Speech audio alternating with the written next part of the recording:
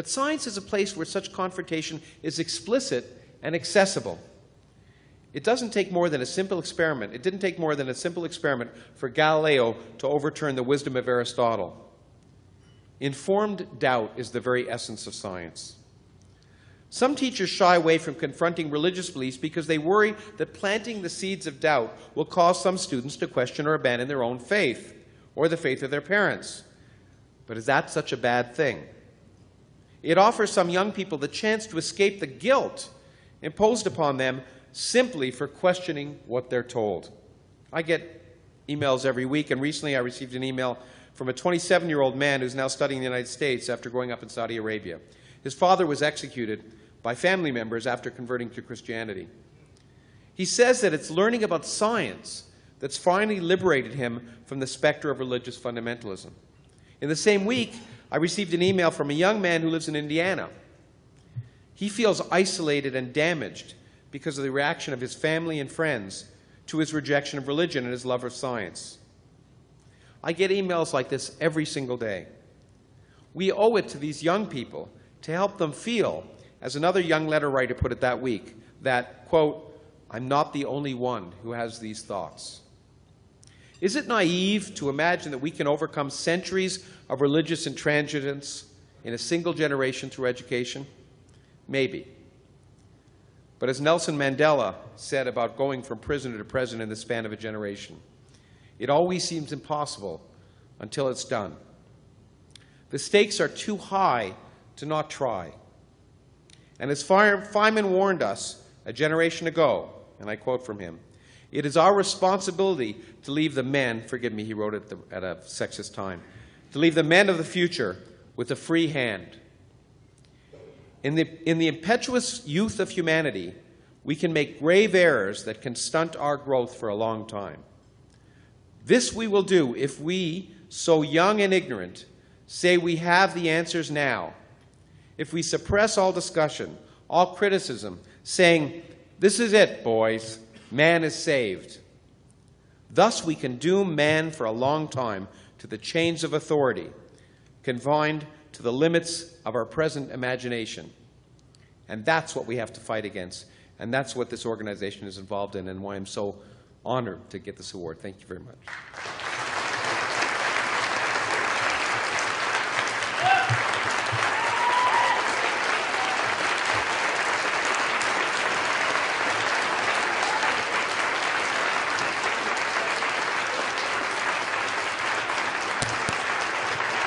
Thank you so much. Thank you. We do have time for a few questions. Maggie's got the mic. Hopefully there are none, and I can go to sleep.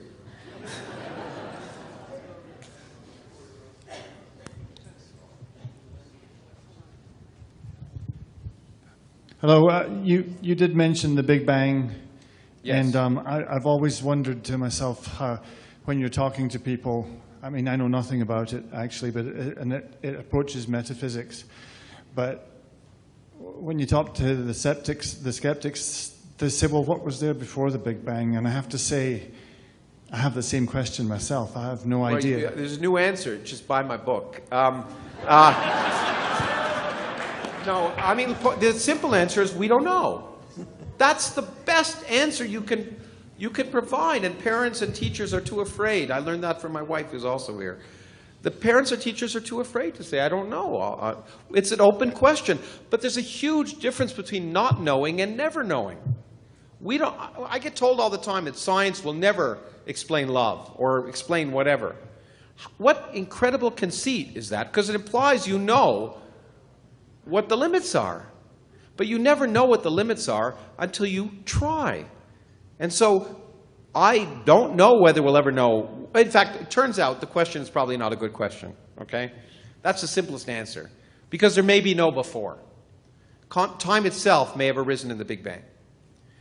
Because space and time are tied together by general relativity. So when space is created, and space can be created from nothing, as I described in my last book, time is created from nothing. So there simply may be no before, and all classical notions of cause and effect and all the things that we tend to think are logical go out the window. But the world doesn't The universe doesn't give a damn about what we think is logical. That's what we learned in the 20th century in physics. We have to force our logic to conform to the evidence of reality. So that question may be a bad question, just like why is there something rather than nothing may be a bad question. And that's okay to say people say, well, you know, you've changed the rules. You've changed the definitions on me. And I call that learning. Anyway.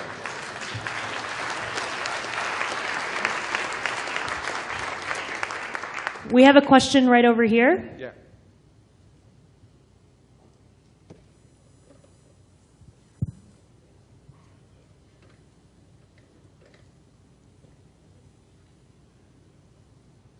If humans have to leave the Earth because of global warming, what planet would they go to? How would they go to? How would they get there? And if there is life and civilizations on the planet, wouldn't that lead to war for it?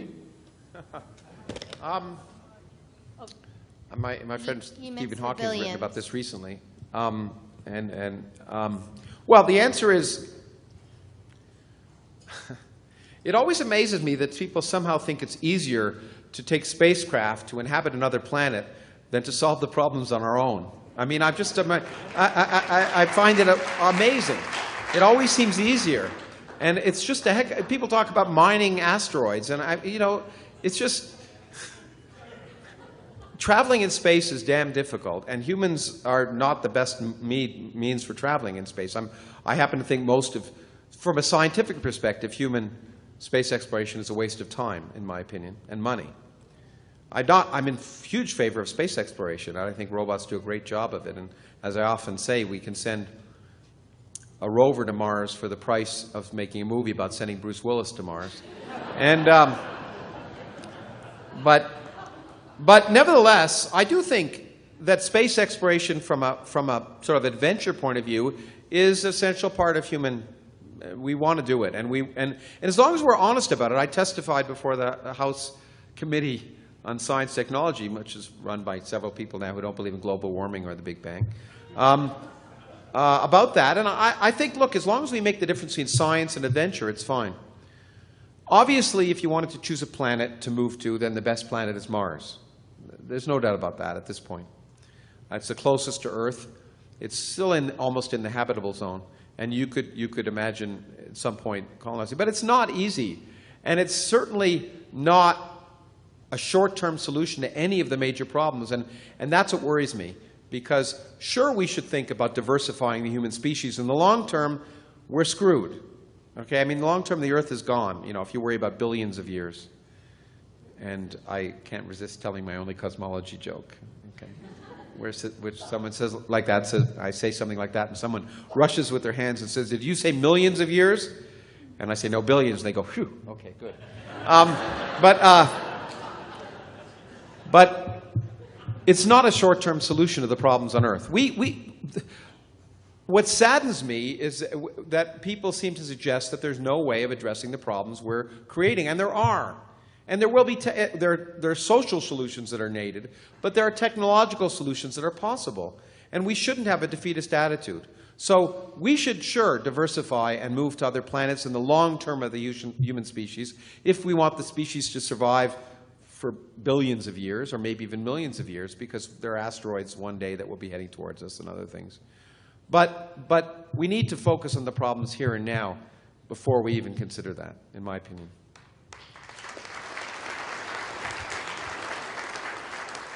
I know all the good applause lines, so it's easy. So sorry. Yes? Last year, Max Tegmark was here, and he talked to us about one of the things that he's studying is using physics, essentially, to perhaps come up with consciousness, and using science. Oh, dear. I wish you hadn't talked about that. Actually, I don't think he did it here. Actually, I think that might have been at the New York Academy of Sciences, but he mentioned it here. I was actually just wondering, because some of the things that he brought up were very philosophical as opposed to merely physics or cosmology. That's when they become, you mean when they become philosophical, that's a code word for becoming devoid of content. You may have preemptively actually answered my question. I was just wondering, with the knowledge and the studies that you've done, have you come up with philosophical type questions that we might be interested in, but perhaps not. Look, we're all philosophers. I don't want to demean philosophy because we all do it. There's a difference now. There didn't used to be a difference in science and philosophy. Now there is. And I worry about people who, and I don't want to criticize Max because I didn't hear what he said, but it's all. There are so many books written about consciousness because we understand almost nothing about it.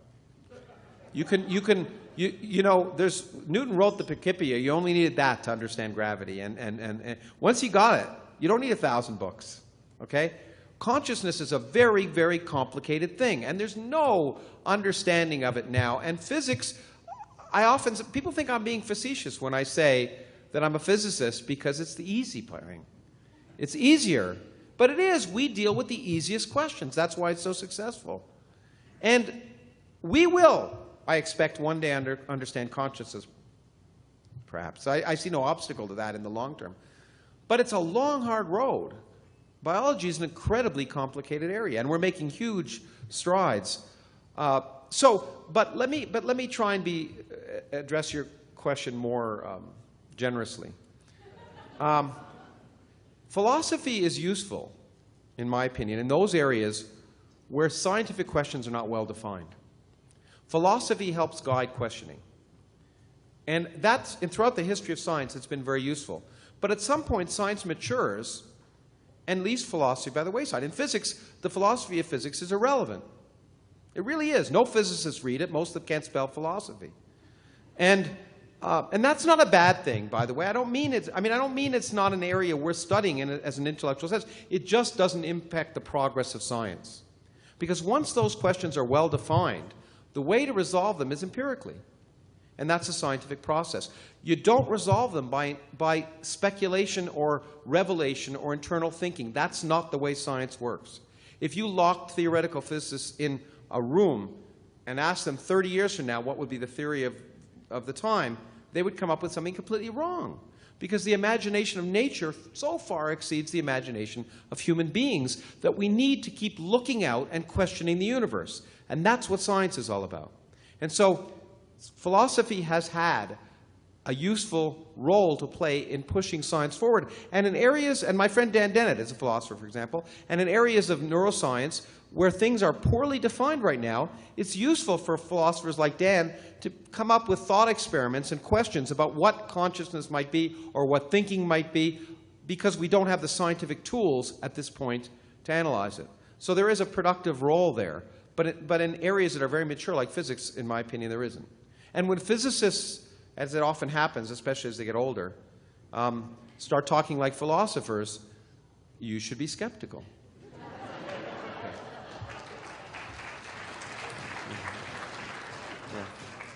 I'm involved in a nonprofit called The Long Now, and one of the projects that we're doing is developing a manual for civilization that will last 10,000 years. So I have 2 questions for you. One, are there any amazing works that you think have to be in there? But 2 is a more complicated question. You mean besides the universe from nothing? No, I'm just joking. Sorry. Okay. The second part of the question that I'm interested in hearing from you as a science educator and communicator is right now our collection is completely devoid of books like the Bible. Primarily because if everything, let's say we lost all knowledge other than whatever we're putting forward. And for example, we did put a new Rosetta Stone on the Philae. So that's one of the things that we're doing that's kind of awesome. Anyway, so if we lose everything, all that's left is this manual for civilization that we're creating.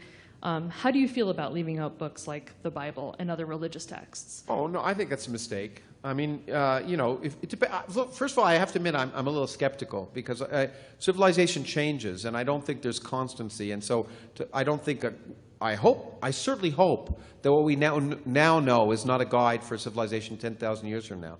That's why I do science, right? Because I hope what we now know isn't a guide for me a year from now. And so I worry about that. But nevertheless, if you ask what are great books or what are books that have been important in human history, certainly religious books have been very important. And by the way, to answer, related to the last question, the role that philosophy has played in science is also somewhat true for religion. Okay? Religion was a precursor to science. And, you know, people point that out to me. They say, well, you know, Newton was religious, and, you know, and so how can you, and the point is, well, first of all, in that time, you know, the church was the National Science Foundation. It was the only place to get an education. It was the only place to fund research. But that's fine. It's okay to have a relationship, but you grow up, okay? Parents are useful for children, but the whole point is children grow up and move beyond their parents. We certainly hope that's the case, those of us who are good parents. And my daughter can say whether that's true or not. But so I think we have to say, sure, there are relationships.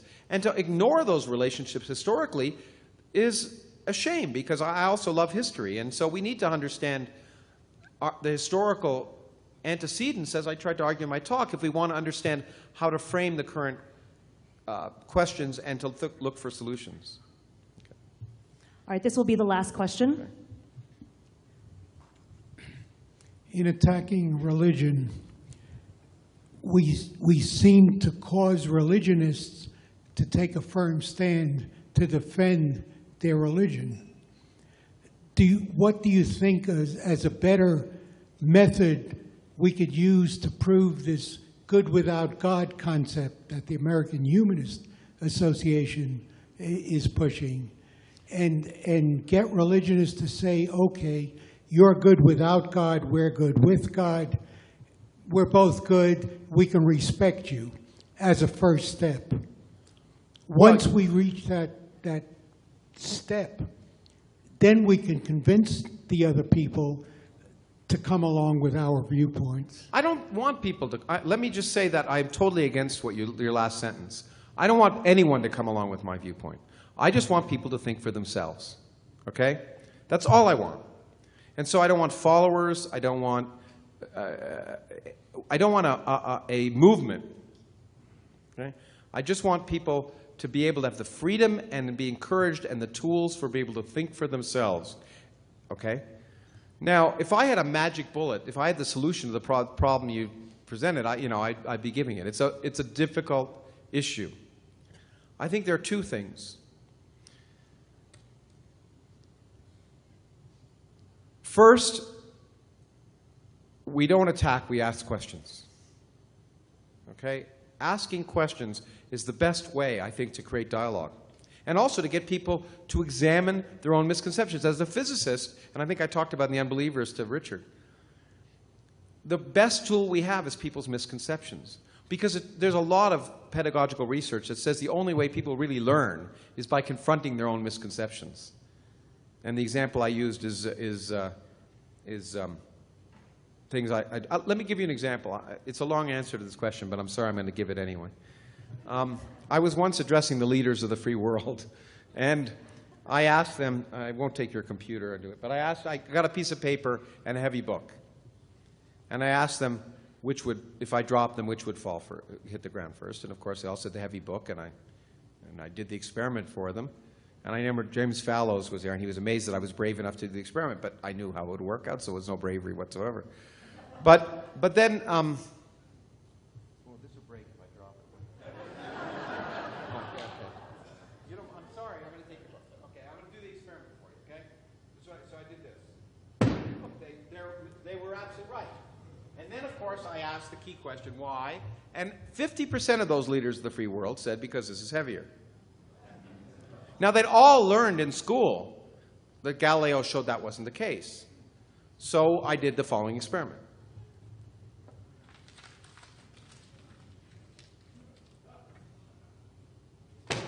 Okay? In one moment, all of them will remember that that misconception was a misconception. And so I think the best way to try and reach people, to get them to doubt, which is what my whole point about, is to get them to confront their misconceptions the same way scientists do. We ask questions, not about others, but about ourselves. As Feynman also said, as a scientist, you try and prove your theories right, but you also try and prove them wrong. That's the key point. You're constantly second-guessing and ask if you can prove them wrong. To answer the second part of your question, I think this is what this organization is about. And one of the things I'm happiest about the movie, The Unbelievers, frankly, is the letters I get from kids and older people throughout the country saying,